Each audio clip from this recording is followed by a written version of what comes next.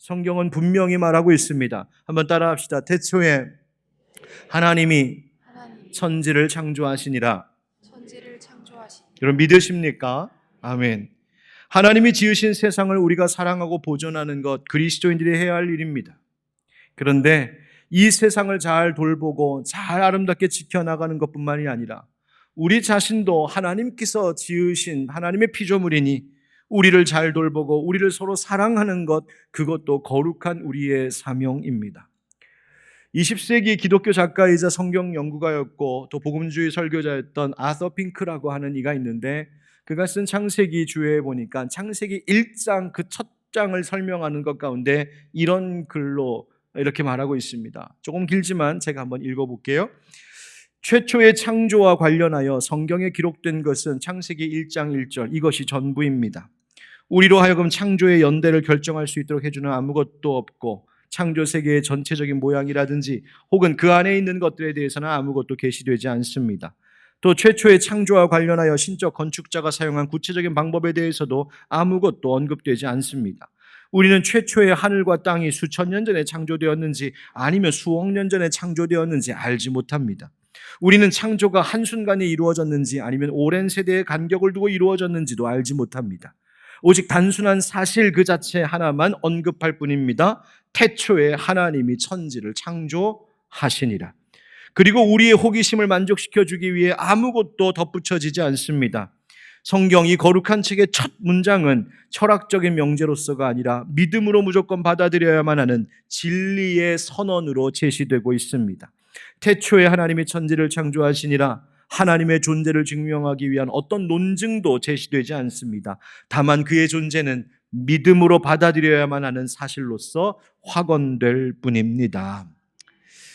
즉 하나님께서 우리에게 창세기 1장 그리고 창세기 1장 1절에 이 단순한 문장의 말씀을 주신 것은 우리의 과학적 호기심을 채워주시기 위해서거나 우주의 기원을 증명하는 근거가 되는 참고자료로 삼으라고 이 말씀을 주신 것이 아니라, 그보다는 이 말씀을 주신 그 먼저 되는 이유는 무엇이냐면 우리가 인간이 바로 하나님께서 모든 것의 시작이 있음을 고백하는 믿음을 갖고 살아가는 것이 마땅한 인생의 길이라고 가르쳐 주시는 말씀인 것입니다.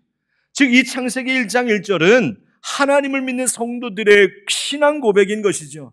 하나님, 나는 하나님께서 이 모든 것을 지으신 분이심을 믿고 이 모든 것의 시작되시는 분이신 줄 믿습니다. 그러므로 하나님, 나도 하나님의 지음 받았고 나도 하나님께로부터 말미암은 존재임을 나는 믿습니다. 그 믿음을 가지고 살아가는 것, 그것이 진리의 길이고 참된 길이고 그것이 생명이 되는 길이라고, 복된 길이라고 성경은 그 첫 문장에서 우리에게 그렇게 말해주고 있는 것입니다. 성경 66권의 그 첫 마디가 무엇입니까? 베레시트 바라 엘로힘이라고 시작합니다. 베레시트, 태초에 바라 창조하시니라. 엘로힘, 하나님께서 창조하셨다 말씀하십니다. 이 성경을 시작하는 그 첫 번째 단어인 베레시트라고 하는 말, 우리말로 태초에라고 번역했는데 이 말의 의미는 무엇이냐면 그냥 옛날 옛적에 과거의 어떤 때에 그것을 이야기하는 것이 아니라 그보다 더 근원적인 영혼 속의 어떤 지점이자 모든 것의 기원을 뜻하고자 하는 말입니다. 즉 시간이 시작되기도 전의 때를 얘기하는 것이죠. 왜요? 여러분, 시간 역시도 하나님께서 창조하신 것 아닙니까? 하나님께서 빛과 어둠을 나누시고 낮과 밤을 부르시기 시작하신 때부터 시간이라고 하는 개념이 시작된 것이죠. 따라서 창세기 1장 1절에 태초에라고 하는 이 베레시트라고 하는 말은 시간이 창조되기도 전의 이야기입니다. 시간의 흐름이 시작되기도 전, 바로 모든 역사의 시작점을 이야기하고 있습니다. 그러니 시간의 흐름 가운데 시간의 영향력 아래 살고 있는 우리 피조물 인생들은 도대체 이 태초의 베레시트라고 하는 것이 어떠한 것인지 감히 상상도 이해도 하기 어려운 것이죠. 그러나 다만 이 베레시트라고 하는 말로 성경은 창세기 1장을 시작하므로 한 가지 중요한 것을 우리에게 선포하고 있습니다. 우리가 지금 보고 느끼고 인지하고 누리고 있는 이 세상의 모든 것들이, 그리고 그 안에서 살아가고 있는 나라고 하는 존재 역시도 다 누구로 말미암았다? 하나님으로 말미암았음을 잊지 말라는 것입니다. 이것은 내가 무엇으로 증명해야 될 대상이나 논증거리가 아니라 바로 우리의 믿음의 고백이라고 선포하고 있습니다. 이 믿음이 왜 중요한 것일까요? 바로 만물의 기원이 되시는 하나님이시기 때문에 인생과 모든 이 땅의 만물의 존재들은 결국 하나님께로 돌아올 때에, 하나님과 연결되어 있을 때, 하나님과 관계 맺으며 살아갈 때에 비로소 참된 생명과 복을 누리는 존재가 됨을 알라는 것입니다. 그렇다면 여러분, 이 말씀, 하나님이 태초에 하나님이 천지를 창조하시니라, 여러분 이것을 나의 신앙 고백으로 여기며 산다면 오늘 이것은 우리를 살아가는데 어떤 삶의 도전과 태도를 가져다 주는 것이 될까요? 오늘은 삼위일체 주일이라고 부르는 날입니다. 지난주가 성령 강림 주일이었고 그 다음 주일을 삼위일체 주일이라고 말합니다. 하나님의 존재 방식인 삼위일체 교리, 사실 유한한 인간으로서는 완전하게 이해하기가 어려운 신학입니다. 다만 성경에서 우리에게 증언하고 있는 것들을 근거하면 삼위일체의 신앙을 받아들이고 고백할 수 있는 그 말씀들이 있어서 그 말씀을 우리가 받아들이고 그렇게 고백하는 것이죠. 여러분, 왜 이 삼위일체라고 하는 교리를 아는 것이 중요할까요? 그냥 하나님 잘 믿으면 되지, 그냥 교회 열심히 나오면 되지, 뭘 복잡하게 이해도 못하는 걸 자꾸 믿는다, 안다, 설명하고 그거를 공부하려고 할까? 여러분, 이 교리가 중요한 이유가 있습니다. 왜냐하면 우리가 가지고 있는 이 기독교 신앙이라고 하는 것은 철저히 모두가 다 이 삼위일체 하나님의 강력하신 행하심 가운데 뿌리를 두고 있기 때문입니다. 여러분, 우리가 세례를 받게 된 것 무엇으로, 누구의 이름으로 세례받았습니까? 성부와 성자와 성령의 이름으로 세례받았습니다. 삼위일체 하나님의 이름 안에서 우리가 세례를 받게 되고 삼위일체 하나님으로 인하여서 우리는 하나님과 한 가족이 되게 하신 것이죠. 우리가 신앙 고백할 때도, 사도신경 등으로 신앙 고백할 때도 그렇게 고백하지 않습니까? 나는 전능하신 하나님 아버지를 믿습니다. 나는 그의 유일하신 아들 예수 그리스도를 믿습니다. 나는 성령을 믿습니다. 우리의 신앙 고백이라고 하는 것은 바로 그 성부, 성자, 성령 하나님이심을 믿는 것입니다. 우리가 주일날 예배 드리는 것도 그렇습니다. 여러분, 주일이라는 것이 무엇일까요? 그 먼저 이 주일은 성부 하나님께서 세상을 창조하신 날입니다. 바로 이 날이 안식 후 첫날이지 않습니까? 바로 이 날은 거꾸로 생각해 보면 하나님께서 이 세상을 지으셨던, 태초에 하나님의 천지를 창조하시니라 빛이 있으라, 그래서 아침과 밤이 되고 그것이 저녁이 되고 그래서 하루, 그 첫째 날이 되었다라고 하신 바로 그 첫날이 바로 주일입니다. 뿐만 아니라 이 주일은 성자 예수 그리스도께서 십자가 지시고 죽으시고 부활하신 그날, 안식 후 첫날이 바로 주일입니다. 예수님 부활하신 날이 이 날입니다. 또한 이 주일은 바로 성령 하나님께서 교회 가운데 임하신 바로 오순절, 그 성령 강림절, 바로 그때가 주일입니다. 그러니 이 주일은 하나님께서 창조를 시작하신 날이요, 예수 그리스도께서 부활하신 날이요, 성령께서 이 땅 가운데 충만히 임하신 날, 바로 우리가 이 주일에 예배드리는 이유가 바로 여기에 있습니다. 삼위일체 하나님을 나는 믿습니다. 그분으로 인하여서 내 삶 가운데 지금도 창조의 역사가 새롭게 일어날 것을 믿습니다. 바로 그 믿음으로 우리가 주일 예배를 드리는 것입니다. 오늘 이 세상을 창조하신 하나님의 창조 기사 가운데에도, 이 창세기 1장 말씀에도 성부, 성자, 성령 하나님의 역사를 볼 수 있습니다. 이 창세기 1장의 이야기는 그저 옛날 옛적, 과거에 우리가 알 수 없는 그때에 그냥 이야기를 희미하게나마 남겨주고 있는 그런 이야기가 아니라 오늘 우리에게, 바로 2023년도를 살아가고 있는 우리들에게 의미가 되고, 이것이 우리에게 신앙을 주시고 이 신앙을 지탱하시는 삼위일체 하나님의 역사를 또한 믿게 하는 본문이 오늘 본문의 말씀입니다. 어떻게 말입니까? 함께 따라하실까요? 성부께서 지금도 창조하십니다. 성부께서 지금도 창조하십니다. 창세기 1장 2절에 하나님께서 창조하시기 이전의 상태를 이렇게 설명해 줍니다. 땅이 혼돈하고 공허하며 흑암이 깊음 위에 있고. 하나님 땅을 창조하시기 전에 무슨 땅이 벌써 나오나 싶은 생각도 들지 모르겠습니다. 여기서 혼돈하고 공허하고 흑암 중에 있는 땅이라고 하는 것은 하나님께서 세상을 창조하시기 전에 상태를 지금 말하고 있는 것입니다. 그래서 어거스틴은 그의 고백록의 맨 뒤쪽에 보면 창세기 1장에 대한 이야기를 쭉 풀어 설명해 주고 있는데, 그는 이 땅을 뭐라고 말하고 있냐면 이 2장 2절에 나오는 땅을 형태도 없고 보이지도 않는 땅으로서의 땅, 땅 중의 땅, 즉 낮은 땅 중에 더 낮은 땅, 그렇게 이야기하고 있는 겁니다. 하나님의 세계를 하늘 중에 하늘, 우리가 알 수 없는 그 하나님의 영의 세계를 하늘 중에 하늘이라고 한다면, 그것이 완전하고 완벽한 곳이라고 한다면, 여기서 말하고 있는 2절의 이 땅 중의 땅이라고 하는 것은 그렇지 못한, 그래서 황량하고 텅 비고 어둡고 무질서한 바로 그 상태를 지금 이야기하고 있는 겁니다. 그러니까 이러한 상태는 바로 하나님의 손길이 아직 닿지 않은, 하나님의 창조가 미치지 않았던 그때를 이야기하고 있는 것이죠. 여러분, 그런데 정말 중요한 것은 무엇인지 아십니까? 하나님이 세상을 창조하시기 전에는 혼돈이었고 공허함이었고 흑암이었대. 그때는 어떤 때일까? 이 우주가 생기기 전에, 이 우주가 빅뱅을 이루기 전에, 그 전에 시대는 그때는 어떤 모습이었을까? 여러분, 그것을 상상하고 호기심 갖고 생각해 보는 것도 흥미로운 일이기는 하지만, 오늘 이 말씀을 통하여 우리가 먼저 생각해 보게 되는 것이 있습니다. 그것은 혼돈이라고 하는 말, 공허라고 하는 말, 이 흑암이 깊음 위에 있다라고 하는 말이 왠지 살아가고 있는 우리의 인생의 모습과 별반 다르지 않음을 말하고 있지는 않은가 싶은 생각 때문입니다. 오늘도 하나님이 없이 하나님의 창조의 손길이 미치지 않을 때에 그 형편이 어떠한지를 우리는 잊지 말라고 성경이 말해주고 있는 겁니다. 혼돈이라는 게 뭡니까? 히브리어의 이 혼돈이라는 단어를 찾아보면 그 의미가 뭐냐면 모든 것이 다 무너져서 뒤범벅돼 버린 상태를 이야기합니다. 그냥 막 내팽개쳐 버려진 상태, 무질서한 상태를 말합니다. 공허함, 허망하고 황망한 것을 말하는 것이죠. 흑암이 깊음 위에 있답니다. 마치 깊은 심연의 바다처럼 빛 한 줄기 들지 않아서 눈앞에 하나도 보이지 않는 그 칠흑 같은 완전한 어둠 속에 있는 때, 바로 그것이 하나님의 창조, 하나님의 손길 이전의 때라고 말합니다. 여러분, 이것이 이 세상 우주의 이야기뿐이라고 생각하십니까? 혹시 방금 말씀드렸던 이 혼돈과 공허와 흑암의 상태가 요즘 여러분의 마음의 상태는 아니신지요? 여러분의 가정의 상태는 아니신지요? 우리가 살고 있는 이 지구와 이 세상의 모습은 혹시 아닐까요? 하나님 없이 살아가는 인생이 경험하는 것이 바로 이러한 것들입니다.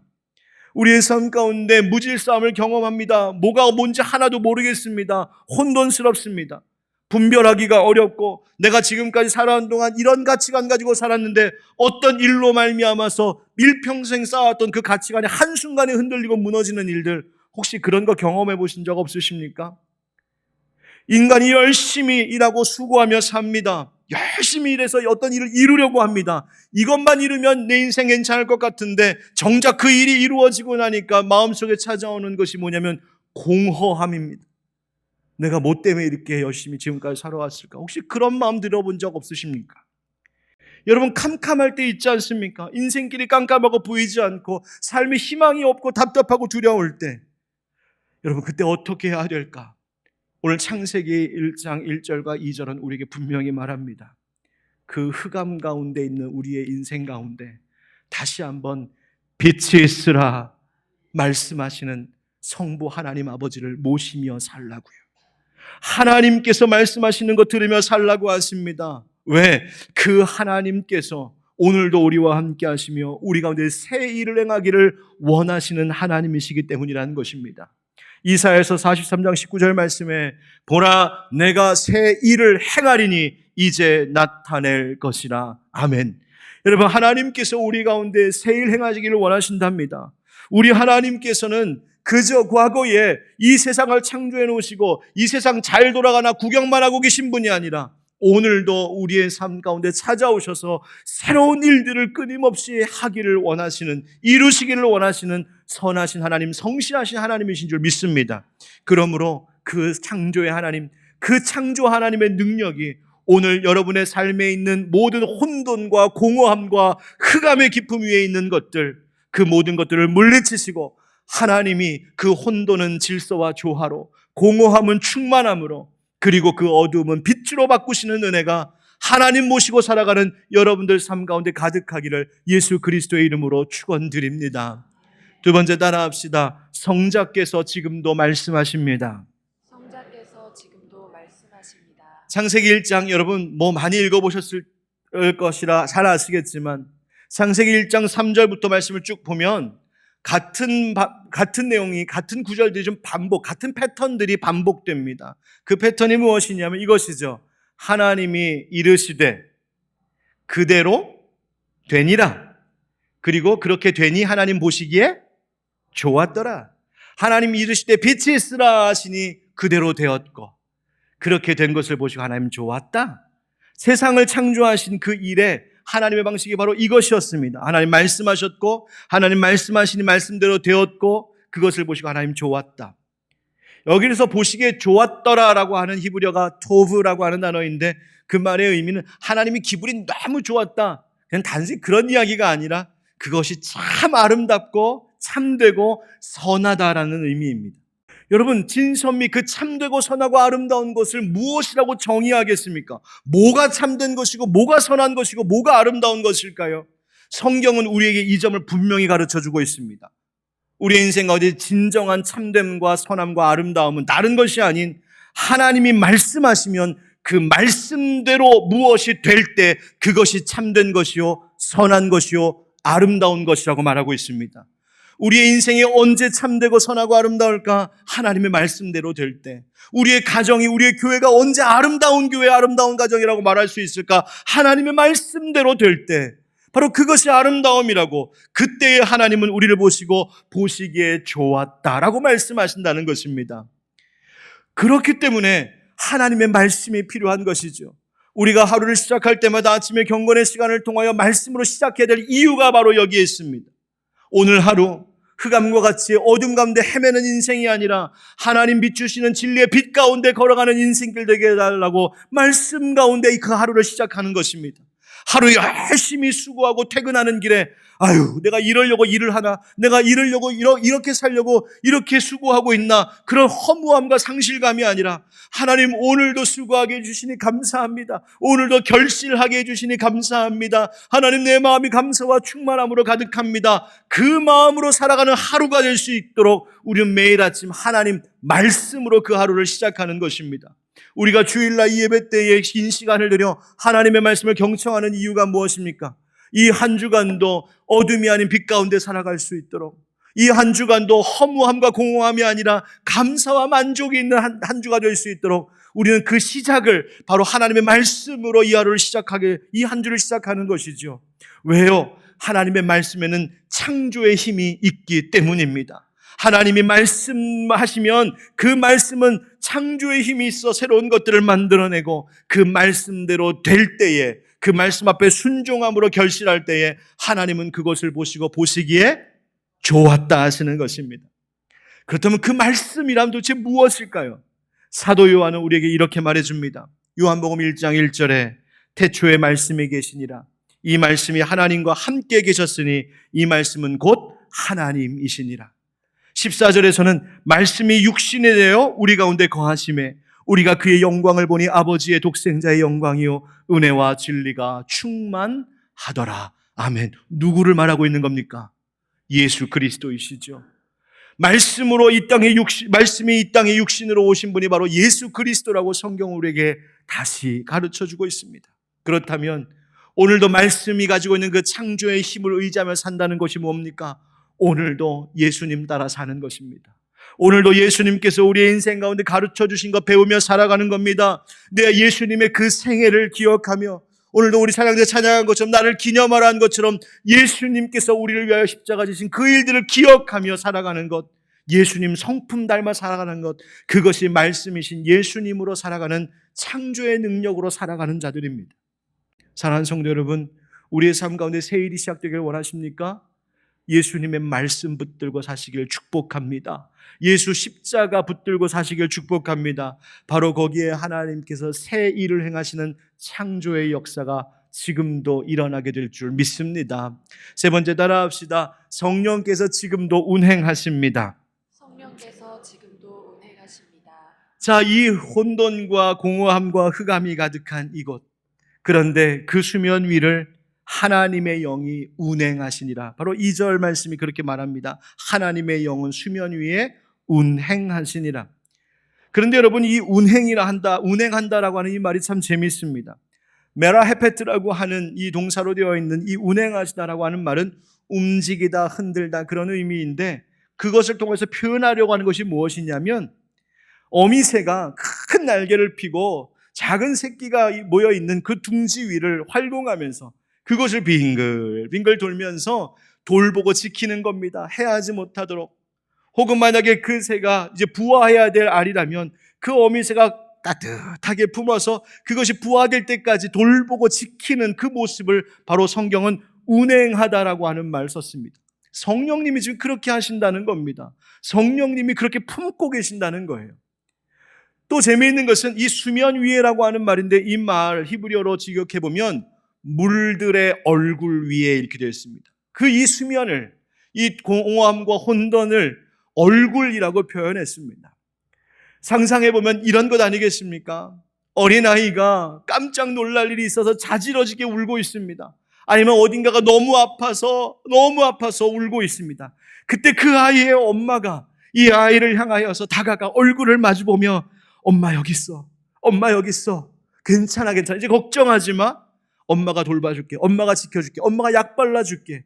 이제 괜찮을 거야. 그 관심과 애정 어린 눈빛으로 얼굴을 마주보면서 그렇게 그를 위로하고 돌보는 그 모습과 같이 지금 성령님께서 혼돈과 공허와 흑암 가운데 빠져서 어찌할 줄 모르고 있는 이 세상의 얼굴을 사랑의 성령님께서 마주보시면서 괜찮아. 내가 품어줄게. 내가 돌봐줄게. 내가 지켜줄게. 내가 회복시켜줄게. 성령님 그렇게 운행하셨다는 것입니다. 그랬더니 그곳에 하나님의 말씀이 임하였고 거기에 새 창조의 역사가 일어났음을 창세기 1장이 우리 가운데 증언하고 있는 겁니다. 여러분, 그렇다면 오늘 그 성령님은 우리에게도 그와 같이 운행하시는 줄 믿습니다. 혼돈과 공허와 흑암 속에서 하나님, 나 어떻게 살아가야 됩니까? 이 지친 마음 가지고 어떻게 살아가야 됩니까? 하나님, 이 캄캄함 속에서 나는 어느 길로 가야겠습니까? 놀라고 당황해서 부르짖고 울부짖고 있을 때 하나님의 영이 수면 위에 운행하셨듯이 오늘 우리의 삶 속에 우리의 영혼 위에 운행하시면서 괜찮아, 내가 여기 있어. 내가 돌봐줄게. 내가 지켜줄게. 내가 인도해줄게. 그 말씀, 그 위로 붙잡고 살아갈 때 하나님께서 우리 가운데 새 일을 이루신다는 것입니다. 사랑하는 성도 여러분, 생명의 영이신 하나님의 영께서 우리의 상황과 치료하시고 우리의 믿음을 새롭게 시작하시고 우리로 하여금 사랑과 평화도 나누게 하시고 우리를 하나님의 형상으로 회복시키시는 그 귀한 일을 행하심이 이미 창세기 1장부터 약속되고 있습니다. 그러니 이 창세기 1장의 말씀은 옛날 이야기가 아니라 지금도 삼위일체 하나님께서 우리를 새롭게 창조하고 계심의 이야기임을 여러분 받아들이고 믿으시기를 바랍니다. 그렇게 될 때 나도 변하고 가정도 교회도 변하고 그리고 점점 심각해져가는 환경 속에 있는 이 세상도 하나님께서 다시 하나님의 영, 생명의 영으로 회복시켜 주실 줄 믿습니다.